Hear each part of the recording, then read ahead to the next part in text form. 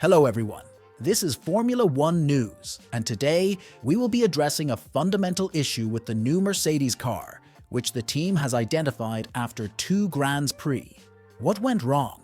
Is the team forced to make significant changes to the car's design, and the fiery reaction from the fans? Mercedes entered the start of the new season with optimism. They were expected to be the second force in the field, on par with Ferrari. The data from the preseason tests in Bahrain was promising. Drivers emphasized that the W15 was significantly better than its predecessor, citing the stability of the rear end as the main improvement. Engineers, in turn, made encouraging forecasts based on the collected data, stating that finally, the simulator data matched what the team was seeing on the track. It seemed that Mercedes had finally produced a stable car, and all that was needed now was to increase downforce. However, the first 2 Grand Prix revealed a significant flaw in the new car, and the team doesn't fully understand what's causing it. Throughout the practice sessions leading up to the Saudi Arabian Grand Prix, drivers struggled with the instability of the car in high-speed corners. Attempts to rectify this with setup changes proved ineffective.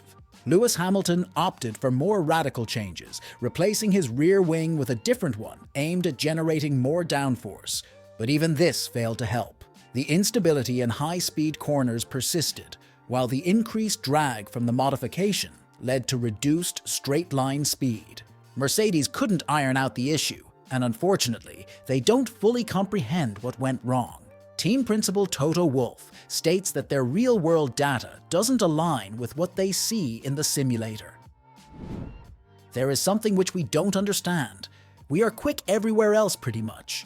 We know that we have a smaller rear wing. We're compensating what we're losing through the corners, but it's just at high speed where we're losing all the lap time. Such a problem seems uncharacteristic for the Mercedes team. Typically, all their cars perform well in high-speed corners, and issues with the previous car were mostly related to instability in the rear end during low and medium-speed turns. Therefore, Toto Wolff fears that the problem may extend far beyond incorrect setup, and there might be something in the car's design that isn't functioning properly. I think that's a biggie. There's only so much you can tune here. Our simulations point us in a direction, and this is the kind of setup range that we then choose, where you put the right rear wing on. I think you'll gain a few tenths or not if you get the setup right or wrong, but there's not a massive corridor of performance. It's more a fundamental thing, that we believe that the speed should be there. We measure the downforce, but we don't find it in lap time. This isn't what was expected from Mercedes, is it?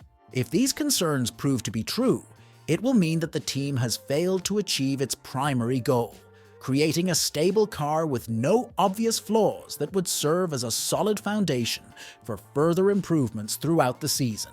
For now, it seems like Mercedes will once again throw all its efforts into understanding the source of their car's problems, but may struggle to consistently be fast, only showing good pace on certain tracks, as seen in the previous season.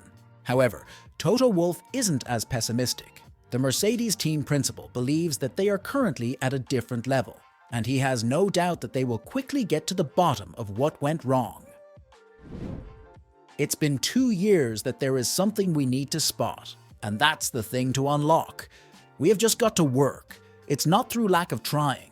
We've pushed so hard, and we're going to give it a massive go now in the next week, with more data to understand. We are going to come back to Melbourne strong. We are on a mission on this one, and I am 100% sure that we are going to unlock that performance gap. Mercedes is expected not to throw in the towel. They will exert all efforts to understand the root cause of the problem. Toto Wolff's statement sounded optimistic, aimed at encouraging employees and giving hope to fans that Mercedes will soon overcome all issues and acquire a competitive car. However, judging from the comments, people are tired of constant, inexplicable problems and excuses, and they don't understand why, for the 3rd year in a row, Mercedes can't build a good car.